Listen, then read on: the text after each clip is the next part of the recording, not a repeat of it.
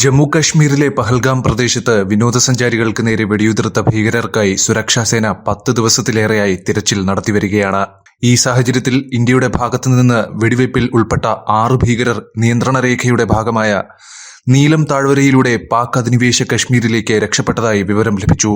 ജമ്മു കശ്മീരിലെ പ്രധാന വിനോദസഞ്ചാര കേന്ദ്രമായ പഹൽഗാം മേഖലയിലെത്തിയ വിനോദസഞ്ചാരികളെ ലക്ഷ്യമിട്ട് ഏപ്രിൽ 22-ാം തീയതിയാണ് അപ്രതീക്ഷിത ആക്രമണം ഉണ്ടായത്.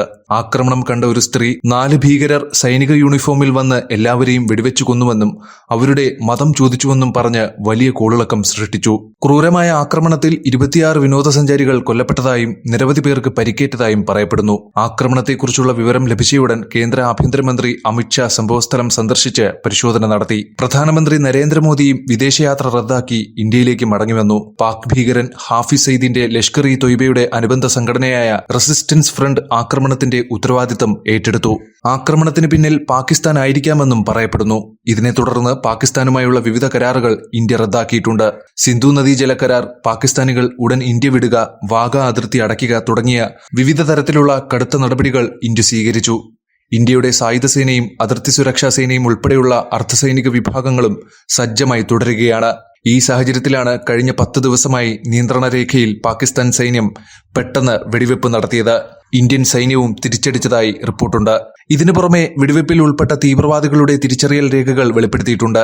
പാക് സ്പെഷ്യൽ ഫോഴ്സ് അംഗം ഹാസിം മൂസ ഉൾപ്പെടെ 4 ഭീകരരും 2 ഇന്ത്യക്കാരും ആക്രമണത്തിൽ ഉൾപ്പെട്ടതായി തിരിച്ചറിഞ്ഞിട്ടുണ്ട്. അവരുടെ ഫോട്ടോയും പരസ്യമാക്കിയിട്ടുണ്ട്. ഈ സാഹചര്യത്തിൽ അനന്ത്നാഗ്, ബാരാമുള്ള, കുപ്വാര എന്നിവയുൾപ്പെടെയുള്ള താഴ്വര പ്രദേശങ്ങളിൽ അവരുടെ ഒളിത്താവളങ്ങൾ കണ്ടെത്തി. എന്നാൽ സൈന്യം വരുന്നുണ്ടെന്ന് അറിഞ്ഞതോടെ അവർ മുൻകൂട്ടി രക്ഷപ്പെട്ടതായി പറയപ്പെടുന്നു. അത്യാധുനിക ആശയവിനിമയ ഉപകരണങ്ങൾ കൈവശമുണ്ടെങ്കിലും പ്രാദേശിക ചാരന്മാരും പൊതുജനങ്ങളും നൽകുന്ന വിവരങ്ങളെ ആശ്രയിച്ച് അവർ ഒളിച്ചോടുകയാണ്. നിബിഡ വനങ്ങളിൽ എങ്ങനെ രക്ഷപ്പെടാമെന്ന് അവർക്ക് പ്രത്യേക പരിശീലനം ലഭിച്ചതായും പറയപ്പെടുന്നു. ഇന്ത്യൻ സൈന്യം, കേന്ദ്ര സുരക്ഷാ സേന, കശ്മീർ പോലീസ്, NIA ഉദ്യോഗസ്ഥർ എന്നിവർ തീവ്രമായ അന്വേഷണം തുടരുമ്പോൾ ഇപ്പോൾ അവർ പാക് അധിനിവേശ കശ്മീരിലേക്ക് പ്രവേശിച്ചതായി റിപ്പോർട്ടുണ്ട്.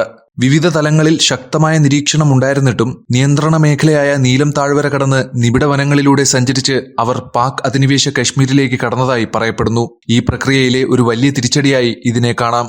അതേസമയം അവർ ആക്രമിക്കപ്പെട്ടാൽ നിരപരാധികളായ തദ്ദേശീയരായ സാധാരണക്കാരെ ബാധിക്കാനുള്ള സാധ്യതയുമുണ്ട്. ഇതിന്റെ ഫലമായി മുൻപ് ചെയ്തതുപോലെ ഇന്ത്യൻ സൈന്യം സർജിക്കൽ സ്ട്രൈക്ക് നടത്താനും പാക് അധീന കശ്മീരിൽ പ്രവേശിച്ച് ഭീകരരെ അറസ്റ്റ് ചെയ്യാനോ പിടികൂടാനോ സാധ്യതയുണ്ടെന്ന റിപ്പോർട്ടുകളാണ് പുറത്തുവരുന്നത്.